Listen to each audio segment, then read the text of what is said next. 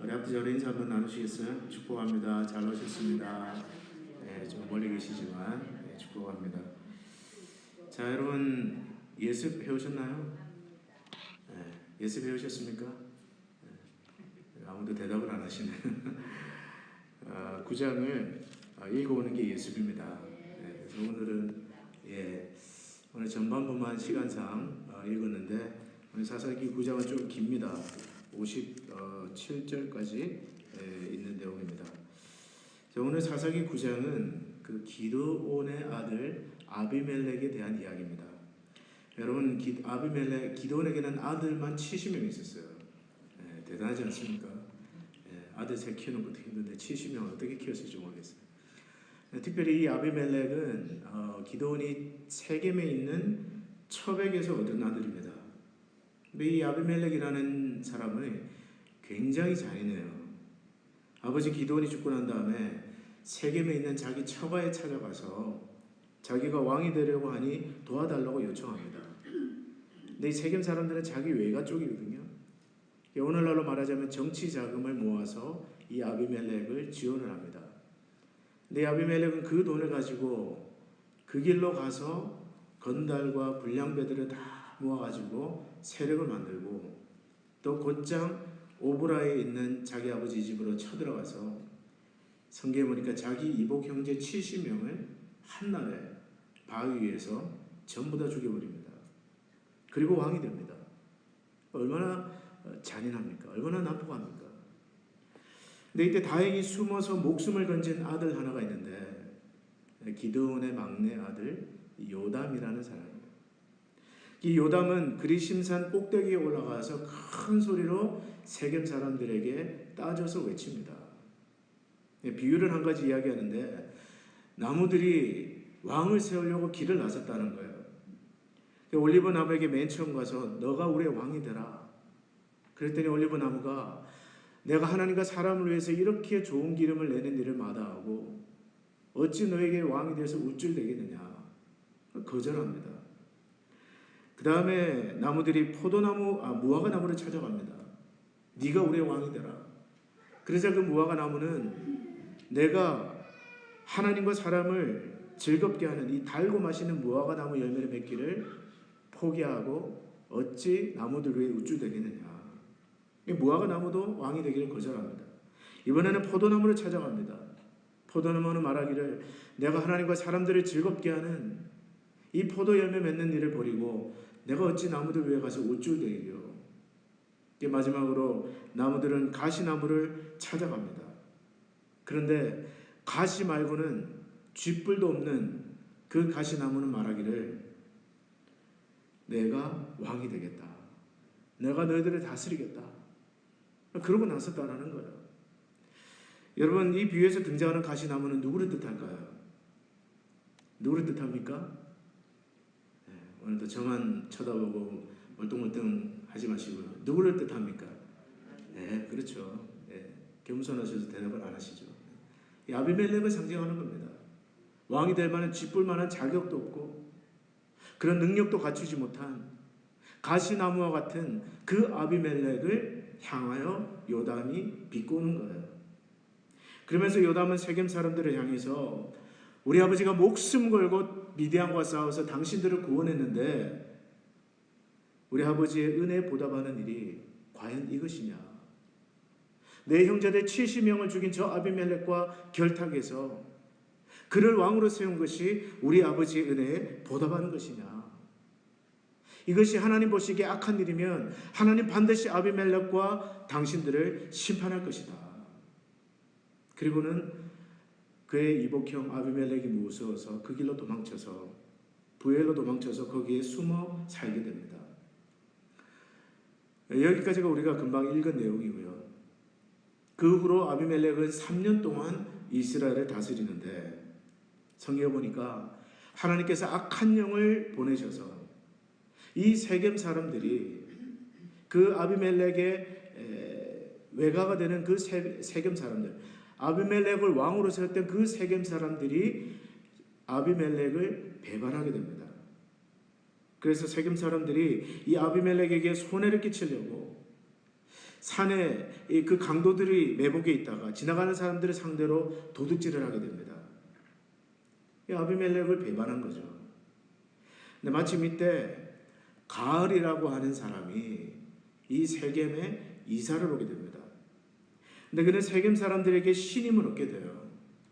그리고 세겜 사람들이 자기들이 세운 왕 아비멜렉을 저주하면서 욕할 때 이 가을은 옆에서 충동합니다. 옳소, 맞습니다. 우리가 왜 아비멜렉을 섬게 됩니까? 도대체 아비멜렉이라는 자는 누굽니까? 만약에 여러분들이 나에게 이 백성을 통솔할 수 있는 권한을 준다면 내가 아비멜렉과 싸워서 아비멜렉을 쫓아내겠습니다. 이 가을이라는 사람이 세겜 사람들을 충동합니다.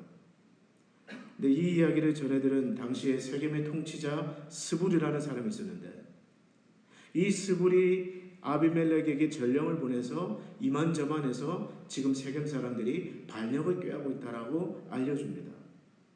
이때 아비멜렉이 그 소식을 듣고 세겜 성으로 쳐들어와서 많은 사람을 죽이고 또 그 가을을 세겜 성에서 쫓아버립니다. 그 후 아비멜렉은 이 세겜 사람들이 들로 나갔다는 소식을 듣고 군사를 끌고 가서 매복하고 있다가 일제히 세겜 성읍 사람들을 잔인하게 학살하는데 그 성읍을 다 헐어버리고 그곳에 소금을 뿌립니다. 완전히 성을 쑥대밭으로 만들어요. 자기 외가 사람들이거든요. 친척들이거든요. 그런데도 그 세겜 사람들을 완전히 그 성읍을 쑥대밭으로 만들고 소금을 뿌려버립니다. 그리고 세겜의 지도자들이 지하 동굴로 피했다는 소식을 듣고 이 아비멜렉은 군대를 끌고 가서 그 지하 동굴 앞에다가 나뭇가지를 모아놓고 불을 피웁니다. 그 안에 있는 사람들 어떻게 되겠어요? 다 질식해서 죽습니다. 성경에 보니까 이때 죽은 남녀 숫자가 1000명쯤 되더라. 잔인한 학살이죠. 그 후에 아비멜렉은 더베스라는 곳으로 가서 그곳을 공격하는데요. 그런데 그곳을 공격하는데 그곳 사람들이 크고 견고한 망대 위로 숨습니다. 근데 여전히 아비멜렉은 그 망대에 불을 지르려고 다가가는데 마침 그때 한 여인이 그 성 밑으로 망대 밑으로 맷돌 한 짝을 집어던집니다. 누가 맞았을까요? 네. 성경을 읽어오셨습니까? 아니면 개스입니까? 네. 아비멜렉이 맞은 거예요. 그 자리에서 두개골이 박살이 나고 피를 철철 흘리면서 아비멜렉은 죽어가면서 말하기를 여인에게 맞아 죽었다는 소문이 날까 두렵다. 그러면서 자기를 따르는 그 병사에게 나를 찔러라. 자기를 따르는 그 젊은 병사의 칼에 맞아 죽고 맙니다. 사사기를 기록한 사람에 따르면 하나님께서 자기 형제 70명을 죽여 자기 아버지에게 죄를 지은 아비멜렉의 죄를 이같이 갚으셨고 세겜 사람들의 죄값도 이렇게 갚으셨다고 해석합니다. 자, 여기까지가 사사기 9장의 아비멜렉에 대한 이야기입니다. 저는 오늘 이 이야기를 통해서 오늘 성경이 우리에게 주는 교훈 3가지를 여러분들과 나누려고 합니다. 첫째로 욕심이 죄를 낳는다. 한번 따라서 하시겠어요? 욕심이 죄를 낳습니다. 여러분 그 요담의 말처럼 이 아비멜렉은요 원래부터 왕이 될 수 있는 자격이 없는 사람이었어요. 성격이 잔인했고 무자비했고 포악했습니다. 누구보다도 권력에 대한 애착이 강했습니다. 그래서 누구도 그를 지지하지 않았고 또 하나님도 그를 왕으로 택했다고 말씀하지 않았는데 자기 스스로 왕이 되고자 했습니다. 그래서 자기 핏줄을 찾아가서 그 자기 혈련에 의지해서 그는 자기의 이복 형제 70명을 죽이고 잔인하게 죽이고 마치 북한의 김정은이 자기의 그 형 그렇게 살해한 것처럼 그렇게 권력을 차지했습니다.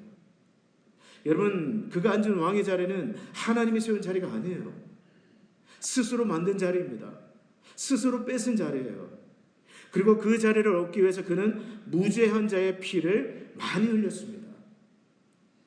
자연스럽게 하나님이 인도하셔서 하나님이 세우셔서 된 자리가 아니라 억지로 술수를 써가면서 잔인하게 빼앗아 앉은 자리가 바로 왕의 자리였습니다. 네, 여러분 어떻게 됐습니까? 마지막에 여러분 어떻게 됐어요? 스스로 앉은 그 왕의 자리 오래가지 못했습니다. 그를 따르던 그 친족 세겜 사람들에게 배신을 당했고요. 마지막에 또 잔인하게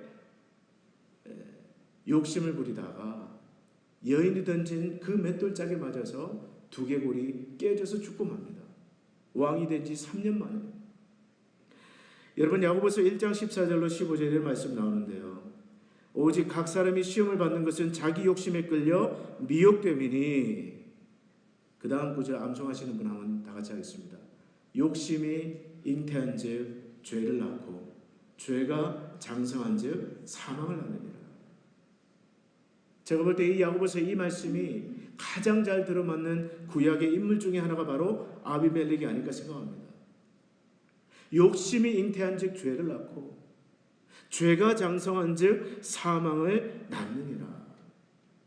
예, 여러분 그렇습니다. 여러분 죄는 어디에서 올까요? 항상 죄는 욕심에서 시작됩니다. 하나님이 먹지 말라고 하신 것을 먹고 싶어 하는 마음, 하나님이 주시지 않는 자리를 내가 스스로 탐내는 것, 하나님이 세우지 않는 것을 내가 세우려고 하고, 하나님이 허락지 아니하신 것을 억지로 가지려고 탐내는 것에서 죄가 시작된다는 것입니다. 그러다 보면 어떻게 돼요? 무리수를 두게 됩니다. 억지로 하게 돼요. 결국 그것이 죄를 만들게 되고요. 결국 그 죄가 그 사람을 사망에 이르게 만드는 것입니다. 여러분 욕심에서 죄가 욕심이 잉태한 즉 죄를 낳고 그 죄가 자라면 사망을 낳느니라. 그러므로 우리가 신앙생활을 하든 사회생활을 하든 그것이 무엇이든지 우리는 항상 우리 안에 욕심이 자라지 않도록 주의해야 됩니다. 저는 목회도 마찬가지라고 생각해요. 저는 오늘 아침에도 그런 기도를 드렸는데요. 주님, 오늘도 목회에 욕심을 부리지 않게 하시옵소서. 어떤 분들은 제가 욕심이 많다고 생각하시는 분도 말씀하시는 분도 계시대요. 이것저것 너무 하지 말라고 말씀하시는 분 계십니다. 그래서 저는 제가 스스로 생각할 때 그렇게 기도해요.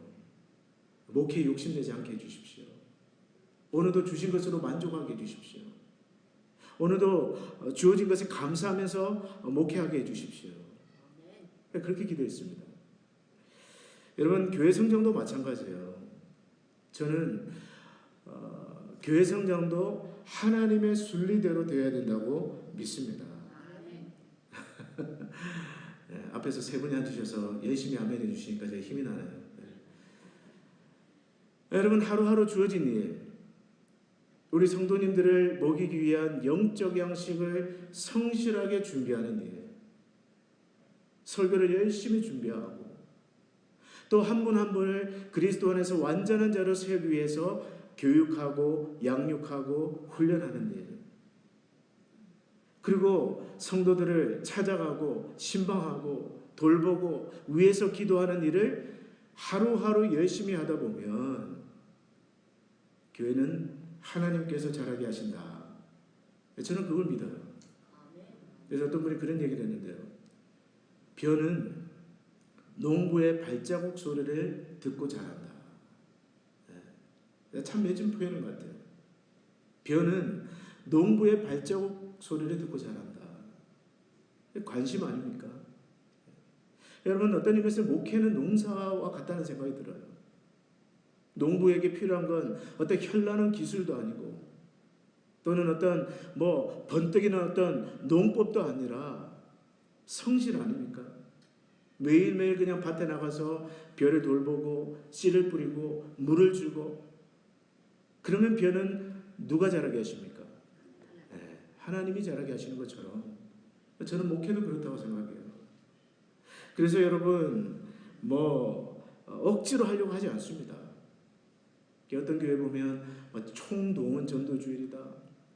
또 무슨 쥐어짜듯이 막 성도들을 막 빨래를 짜듯이 막 동원을 하고 막 닥달을 하고 교회 본당 뒤에다가 그래프를 만들고 몇 명 몇 구역에서 뭘 전도하고 몇 명을 하고 심지어 어떤 교회는 막 거기다가 상품까지 내걸고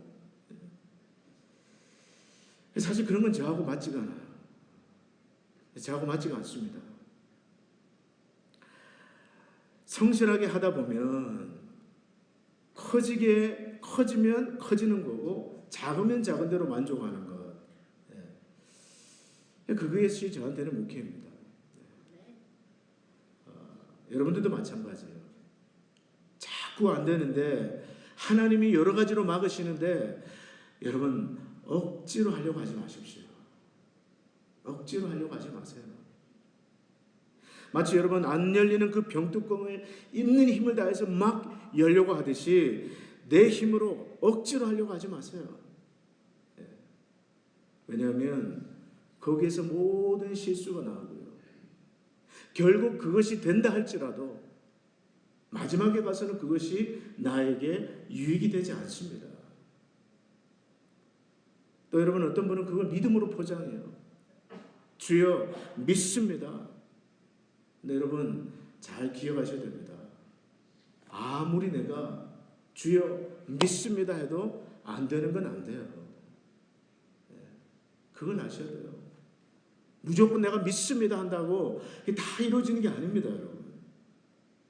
믿음은 믿습니다 하고 무조건 밀어붙이는 것이 아니라 오히려 믿음은 여러분 마치 큰 배가 돛을 올리고 바람과 파도에 의지하면서 망망대해로 뻗어나가듯이 하나님의 성령의 인도하심에 우리 자신을 맡기는 것입니다. 그래서 하나님이 주셔서 앉아야 여러분들에게 복이 되는 줄로 믿습니다. 아비멜렉 보십시오. 자기가 스스로 왕이 되겠다고 외가 쪽을 찾아가서 돈을 빌려달라고 그래서 불량배를 모으고 건달을 모으고 왕이 됐습니다. 마지막에 어떻게 끝났어요? 그 외가 친척들하고 적을 지고 다 죽여버리고 나중에 자기도 왕노릇 얼마 못하고 돌에 맞아서 두개골이 깨져서 죽는 걸 한번 보십시오. 억지로 한다고 해서 그것이 또 이루어진다고 해서 절대로 우리에게 유익이 되지 않는다는 것을 알 수가 있습니다.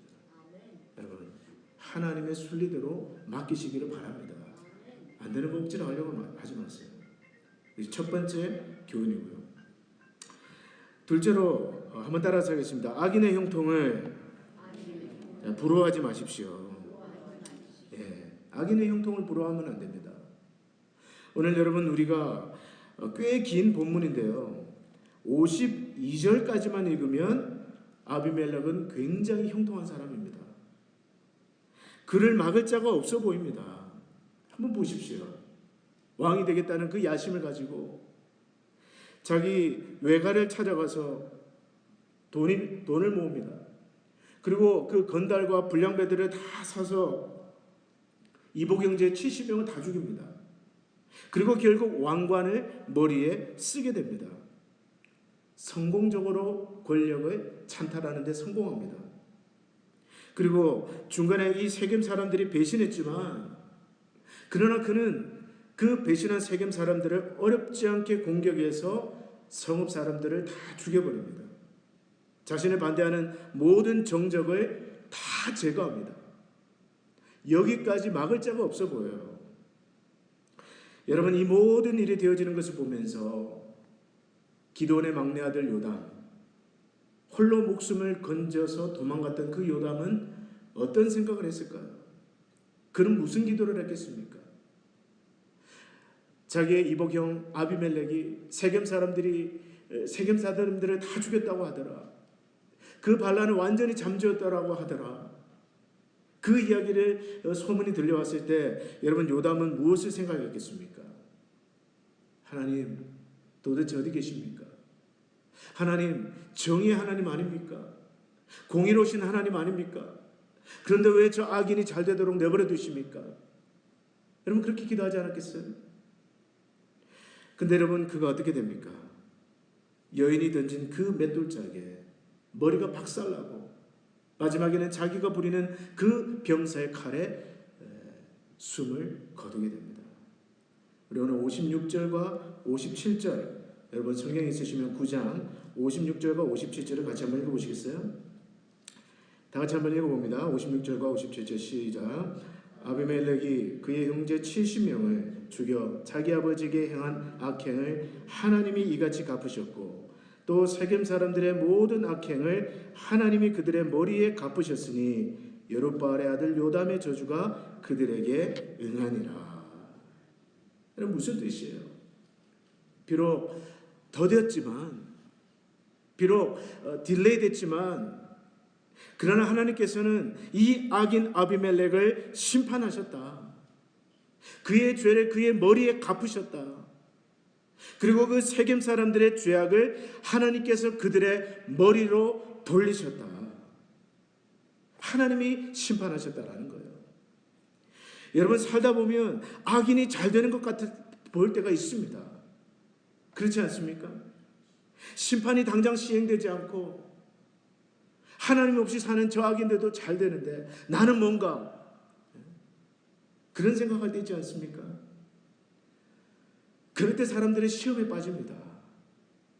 나는 하나님을 잘 믿는데 내 나름대로 하나님을 잘 믿기 위해서 몸부림치는데 왜 나는 안 되고 믿지 않는 사람들 내가 볼 때 정말 악하게 사는 사람들은 잘 되고 형통하는가?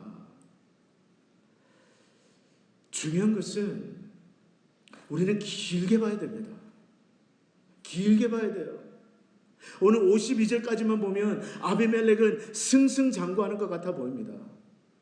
그를 막을 자가 없는 것 같이 보여요. 그러나 여러분 말씀을 끝까지 읽어보면 어떻습니까? 하나님께서 마침내 그 악인의 악을 보응하시고 그 행한 악대로 심판하시는 것을 볼 수 있습니다. 그러므로 오늘 저 여러분들에게 중요한 것은 무엇일까요? 악인에게 상처받았을 때 악한 사람에게 여러분 악한 일을 당했을 때 중요한 것 여러분 꼭 기억하셔야 될 것 하나 있습니다. 여러분이 복수하려고 하지 않는 거예요.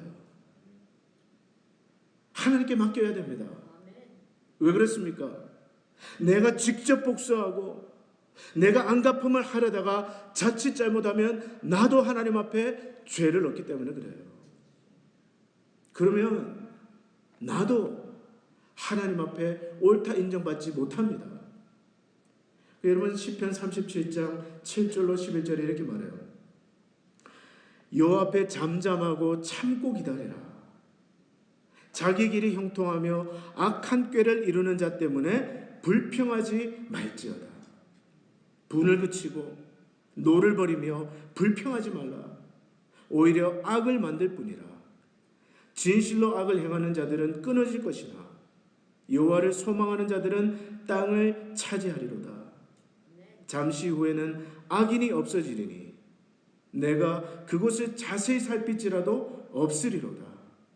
그러나 온유한 자들은 땅을 차지하며 풍성한 화평으로 즐거워하리로다. 여러분 무슨 말입니까? 성경은 악인은 반드시 땅에서 끊어지게 하신다고 말씀하고 있어요. 나중에는 자세히 살필지라도 찾지 못할 것이라고 말씀하고 있습니다. 그러므로 여호와를 의지하는 자들은 여호와를 믿는 하나님의 백성들은 악인이 형통하는 것 같아 보일 때 어떻게 하라고요? 잠잠하고 참고 기다리라는 것입니다. 저는 가끔씩 말하는 것이 악하고 행동하는 것이 악한 사람들을 만나면 그 앞에서 침묵합니다. 그 말이 맞다, 틀리다, 그렇게 생각하면 안 된다 이런 말 하지 않습니다.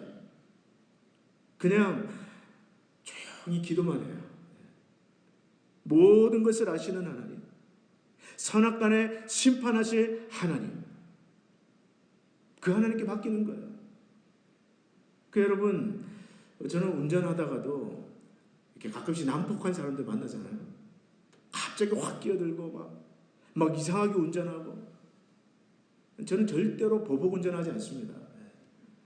일단 겁나서도 못하고요. 총 맞으면 어떻게 합니까? 미국에서. 저는 어떻게 하느냐? 조용히 기도합니다.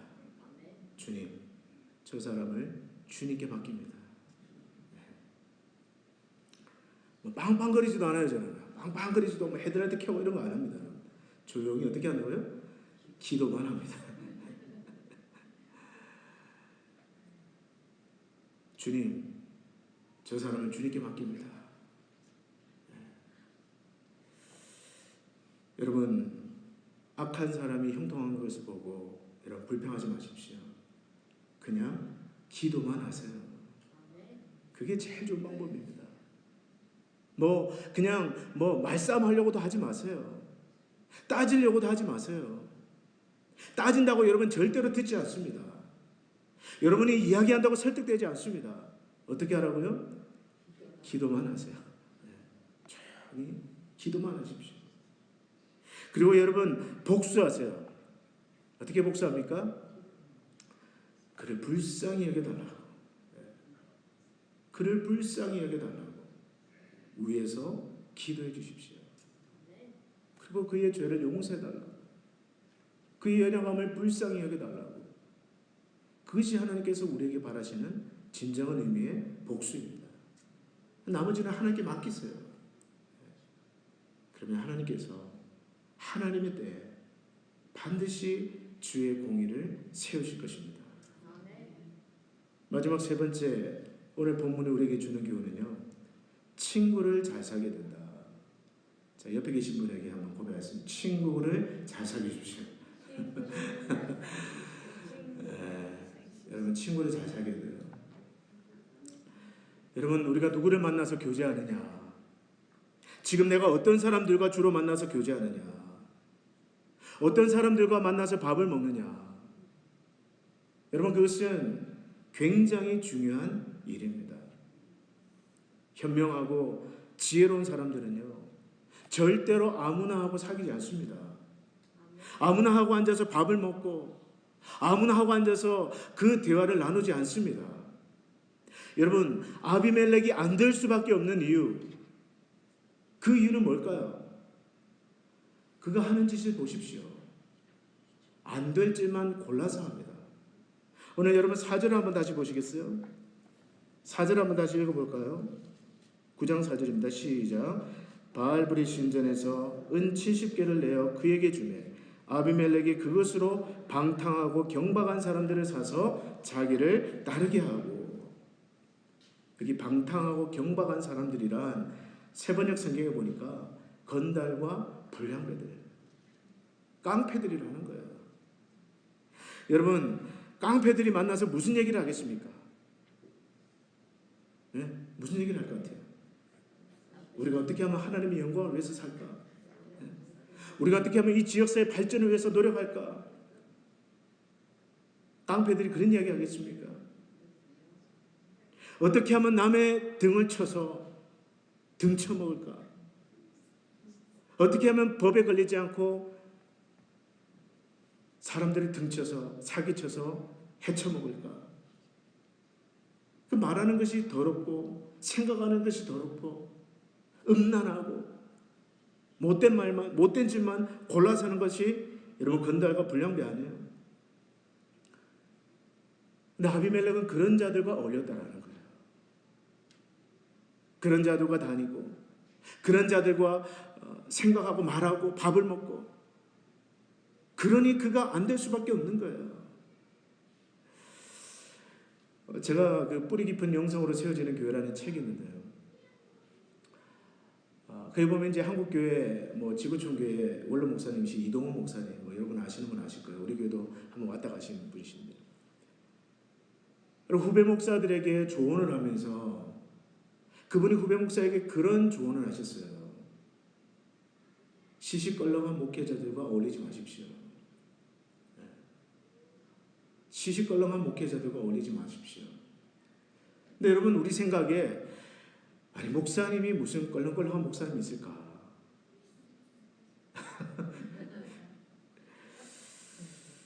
근데 가끔씩 있더라고요. 없어야 정상인데 너무 죄송한 말이지만 가끔씩 그런 분들이 있더라고요. 만나면 세상적인 이야기 좋아하고 쓸데없는 농담하는 거 좋아하고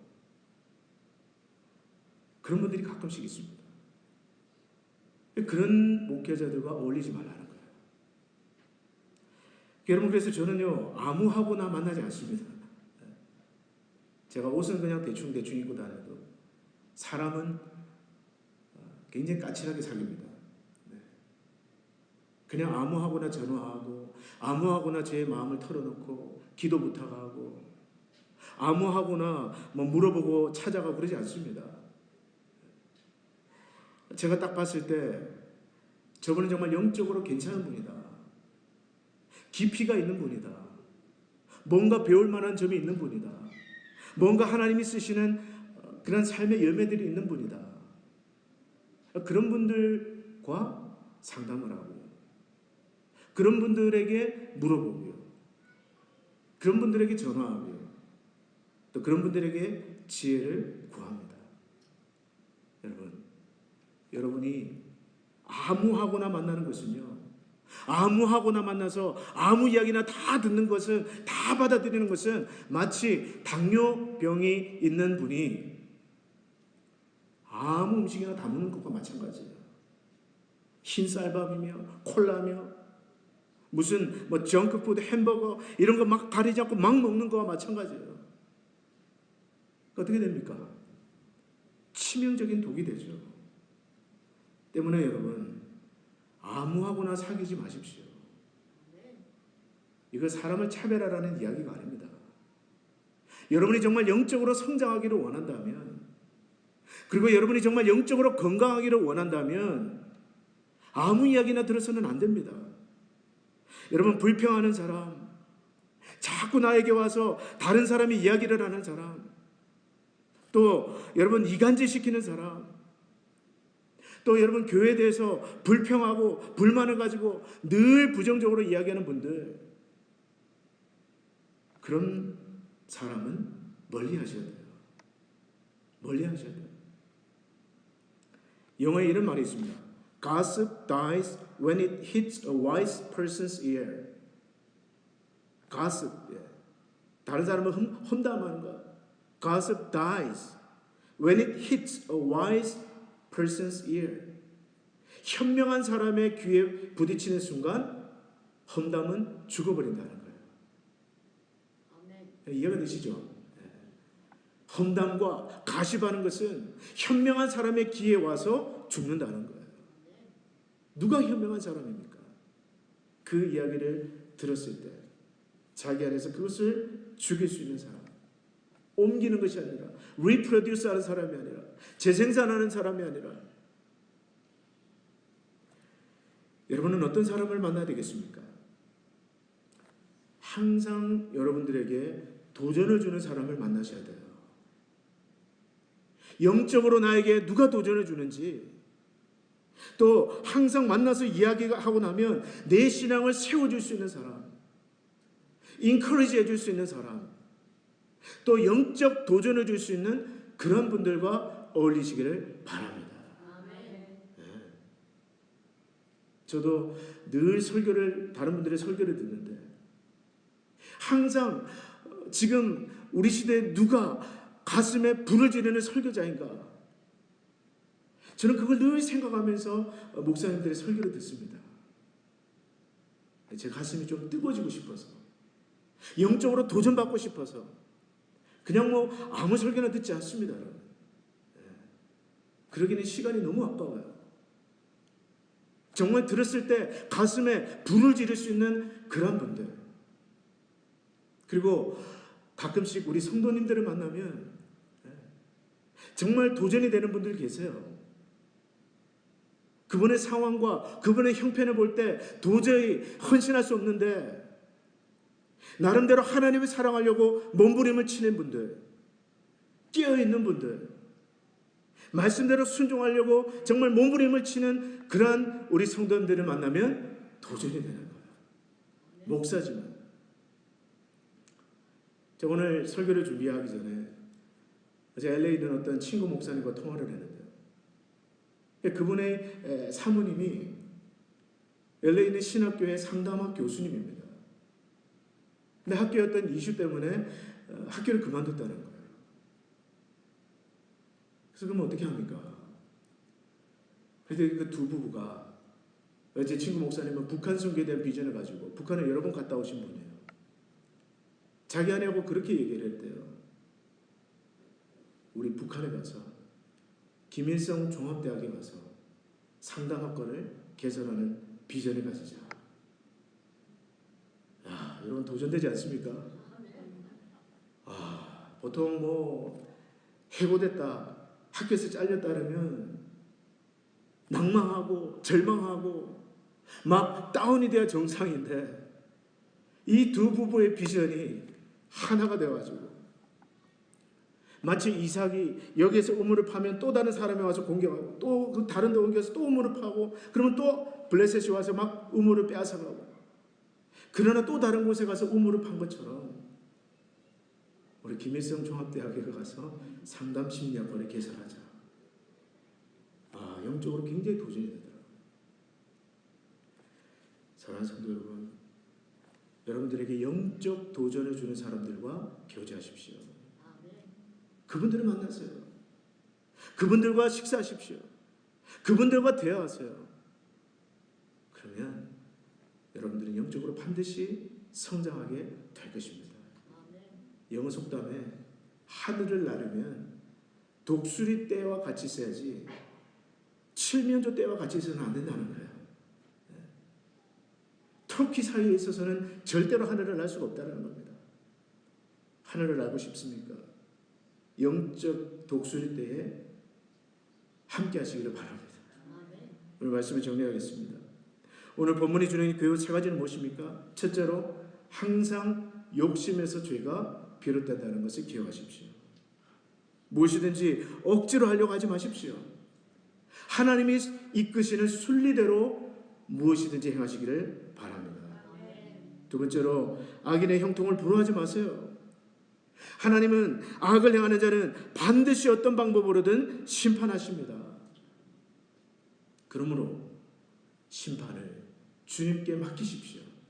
여러분은 무엇만 하라고요? 따라서 하겠습니다. 기도만 하십시오. 마지막입니다. 신앙에 도전을 줄 수 있는 그러한 친구를 사귀십시오. 불평하고 남의 이야기하기 좋아하고 사회를 나누는 그런 사람들은 여러분 멀리 하셔야 돼요. 여러분의 가슴에 영적 불을 지펴줄 수 있는 사람, 비록 작은 것이라도 나에게 영적 도전을 줄 수 있는 그러한 친구를 가려서 사귀시기를 바랍니다. 그럴 때 여러분 하나님 주시는 영적 성장의 축복을 맛보게 될 줄로 믿습니다. 기도하겠습니다. 하나님 아버지, 오늘 악한 자 아비멜렉의 그 실패를 통해서 하나님 앞에서 저희들이 깨우쳐야 될 교훈을 말씀을 통해서 받습니다. 우리 모두가 욕심이 잉태하여 죄를 낳는 것을 잊지 말게 하여 주옵시고 무엇이든지 하나님이 주지 않는 것을 억지로 하지 않게 하여 주옵시고 성령이 인도하시는 순리대로 따를 수 있는 그러한 신앙 되게 하여 주시옵소서. 하나님 상처받았습니까? 우리에게 어떤 악을 행하는 자 때문에 아픔이 있습니까? 그러나 그 심판을 우리가 하려고 하지 않고 하나님께 맡길 수 있도록 도와주시옵소서. 우리에게 영적 분별력을 주셔서 믿음에 도전을 줄 수 있는 친구들을 사귀게 하시고 하나님, 그로 말미암아 우리 신앙이 더욱 깨끗하며 영적으로 성장하는 복된 신앙 되게 하여 주시옵소서. 예수님 이름으로 기도합나이다. 아멘.